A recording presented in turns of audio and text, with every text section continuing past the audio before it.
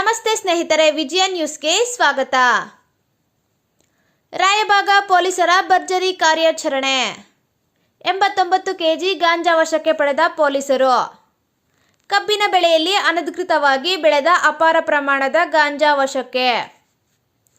ಕಂಜರವಾಡಿ ಗ್ರಾಮದಲ್ಲಿ ಅನಧಿಕೃತವಾಗಿ ಬೆಳೆದ ಗಾಂಜಾ ಬೆಳೆ. ಬೆಳಗಾವಿ ಜಿಲ್ಲೆಯ ರಾಯಬಾಗ ತಾಲೂಕಿನ ಕಂಜರವಾಡಿ ಗ್ರಾಮ. ಆರೋಪಿ ರಾಯಪ್ಪ ಸತ್ಯಪ್ಪ ತೋಳಿ 35 ಎಂಬ ರೈತ ಬೆಳೆದಿದ್ದ ಗಾಂಜಾ ಬೆಳೆ. 9 ಕೆಜಿ ಒಣ ಗಾಂಜಾ ಹಾಗೂ 80 ಕೆಜಿ ಹಸಿ ಗಾಂಜಾ ವಶಕ್ಕೆ ಪಡೆದ ಪೊಲೀಸರು. ಆರೋಪಿ ರಾಯಪ್ಪ ತೋಳಿಯನ್ನು ಬಂಧಿಸಿದ ಪೊಲೀಸರು. ರಾಯಬಾಗದ ಪೊಲೀಸ್ ಠಾಣೆಯಲ್ಲಿ ಪ್ರಕರಣ ದಾಖಲು.